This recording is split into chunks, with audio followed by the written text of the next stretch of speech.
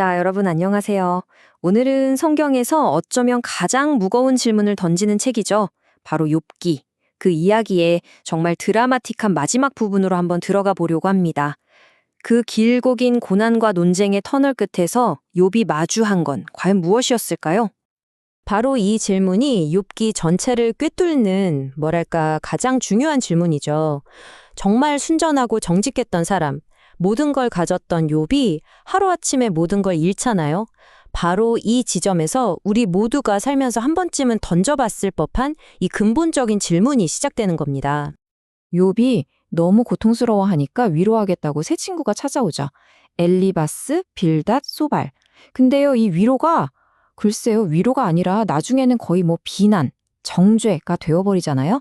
이들의 대화는 고난이라는 문제 앞에서 인간의 지혜가 얼마나 한계가 있는지를 보여주는 긴 무대 같아요. 이 양쪽의 주장이 정말 팽팽하게 맞서는 거예요. 친구들은 아주 간단한 논리예요. 인과응보. 네가 죄를 지었으니까 벌을 받는 거다. 그러니까 숨겨진 죄를 빨리 고백해라.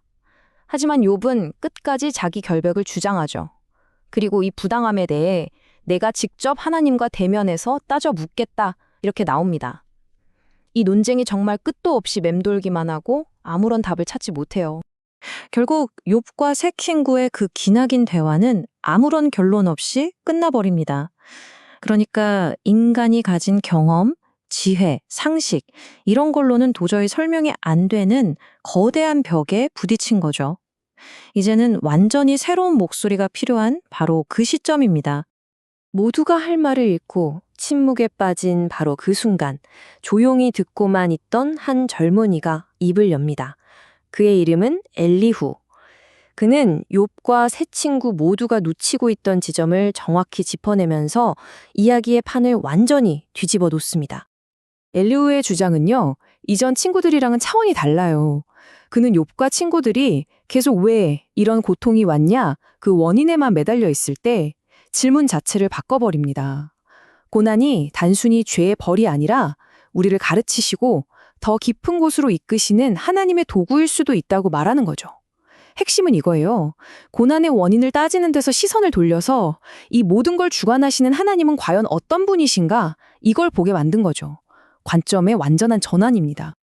엘리후의 이 말이 딱 등장을 하면서 이 지루했던 인간들의 논쟁이 끝나고 이제 진짜 주인공이 등장할 무대가 쫙 깔리는 느낌인 거죠. 땅에만 묶여있던 시선을 하늘로 향하게 만들거든요. 자, 이제 인간의 목소리는 잦아들고 드디어 하나님께서 직접 말씀하실 시간이 된 겁니다. 그리고 마침내 욥기의 가장 드라마틱한 순간, 하이라이트가 펼쳐집니다. 하나님께서 폭풍우 한가운데서 직접 나타나 욥에게 말씀하기 시작하십니다. 근데 진짜 놀라운 건 뭐냐면요. 하나님께서 욥이 그렇게 듣고 싶어 했던 왜 고난받는지 그 이유에 대해서는요. 한마디도 안 하세요. 대신에 질문의 방향을 완전히 틀어버리시죠. 고난에 대한 설명 대신 하나님, 당신이 누구신지에 대한 장엄한 선포를 시작하십니다. 하나님께서 던지시는 첫 질문부터가 스케일이 다릅니다. 이건 인간으로서는 대답할 수가 없는 창조의 신비에 대한 질문들이죠. 이 질문들은 욥이 겪는 고통과는 비교할 수 없을 만큼 크고 광대한 하나님의 지혜와 능력을 그냥 압도적으로 보여줍니다. 이 질문은 여기서 끝나지 않아요. 땅에서 시작해서 이제 야생동물들, 하늘의 별, 온 우주로 확장이 됩니다. 이 모든 질문들을 통해 하나님은 마치 이렇게 말씀하시는 것 같죠? 욥아, 네가 지금 겪는 그 고통, 그거 하나 이해 못한다고 세상을 다 잃은 것 같으냐? 너는 내가 만든 이 세상의 아주 작은 부분조차도 제대로 알지 못한다. 바로 이 지점이 욥기의 심장과도 같은 부분입니다. 하나님의 대답은 욥의 질문에 대한 어떤 정보나 지식이 아니었어요. 하나님 자기 자신에 대한 계시였죠. 고난의 이유를 설명하는 대신에 그 이해할 수 없는 고난조차도 당신의 손안에 있다는 걸 보여주신 겁니다. 네가 보기엔 혼돈 같아도 내 질서 안에서 모든 게 움직이고 있다. 바로 이걸 선포하신 겁니다. 창조주 하나님을 이렇게 직접 대면하고 나자 욥은 이제 완전히 다른 반응을 보입니다. 욥기 전체의 흐름이 바뀌는 결정적인 전환점이죠. 와, 이 고백 정말 대단하지 않나요? 이전에는 그냥 귀로만 들었던, 지식으로만 알았던 하나님을 이제는 정말 인격적으로 눈앞에서 딱 마주한 겁니다. 그리고 그 어마어마한 영광 앞에서 자신의 유한함을 깨닫고 그냥 엎드릴 수밖에 없는 거죠. 여기서 욥이 회개한다고 하니까 아, 맞습니다. 제가 이런 고난을 받을 만한 죄를 지었습니다. 라는 자백으로 오해하면 안 돼요. 그게 아니고요. 하나님 모든 걸 다 이해해야만 하나님을 신뢰할 수 있다고 생각했던 제 교만을 회개합니다. 이런 항복 선언에 가깝습니다. 욥은 고난에 대한 해답을 얻지는 못했어요. 하지만 해답보다 비교할 수 없이 크신 하나님, 그분 자신을 얻게 된 겁니다. 이게 진짜 중요한 변화예요. 욥이 이렇게 하나님 앞에 완전히 자신을 내려놓았을 때 하나님께서는 욥의 삶을 다시 회복시키기 시작하십니다. 그리고 이 회복의 과정 속에서 우리는 하나님의 놀라운 은혜를 발견하게 되죠. 하나님께서 제일 먼저 하신 일이 뭐냐면요. 욥의 친구들을 책망하시는 거였어요. 그들이 하나님에 대해서 틀린 말을 했다는 거죠. 그리고 정말 놀라운 건 그 친구들이 용서받는 방법으로 그들이 그렇게나 비난했던 욥의 기도를 요구하신다는 겁니다.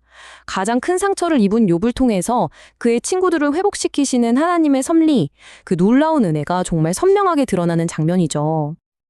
그리고 나서 하나님은 욥에게 그가 잃었던 모든 소유의 2배, 갑절로 채워주십니다.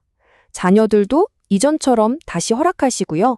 이것은 욥의 모든 고통에 대한 완전하고도 넘치는 회복을 보여주는 상징인 겁니다. 근데 여기서 우리가 진짜 놓치면 안 되는 게 있어요.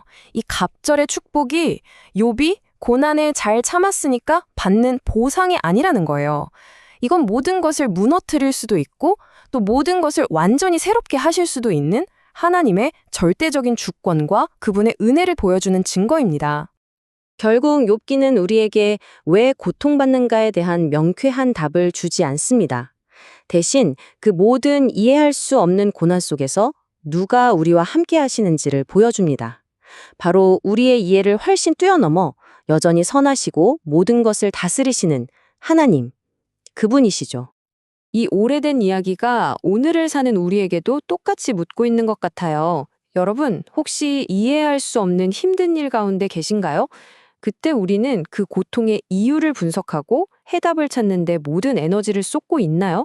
아니면 그 모든 상황 너머에 계신 하나님, 그분 자신을 찾고 있나요? 욥의 이야기는 우리에게 해답보다 위대하신 하나님을 만나는 것이 진짜 회복의 시작임을 보여주고 있습니다.